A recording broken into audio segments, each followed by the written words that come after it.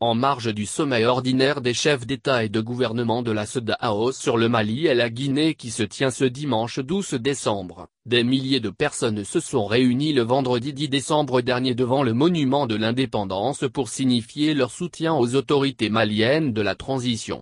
L'institution sous-régionale réfléchit, elle, à des mesures de sanctions plus restrictives contre le Mali qui semblent se diriger vers le non-respect de ses engagements d'une transition qui devrait prendre fin le 27 février prochain.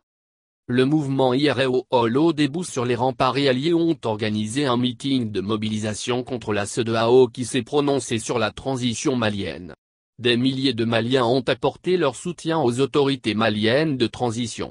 L'objectif de ce meeting était de montrer leur soutien aux autorités en vue d'une prolongation de la transition et appuyer leur soutien aux forces armées maliennes, FAMA, dans la lutte contre l'insécurité. Les organisateurs de ce meeting étaient très remontés suite aux derniers événements qui secouent le monde entier. Car, actuellement, le sang coule partout dans le monde. Et notre pays, le Mali, n'échappait pas à cette situation. Ainsi, ils ont dénoncé des tueries qui se produisent dans toutes les régions, de plus en plus de personnes deviennent des réfugiés et viennent se rajouter au nombre des habitants des grandes villes.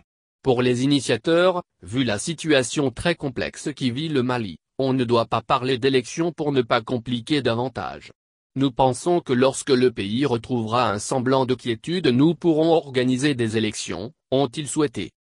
Nous pensons qu'il n'y aura pas de sanctions de la CEDEAO contre le Mali car le Mali a beaucoup de respect pour toutes les institutions régionales et internationales.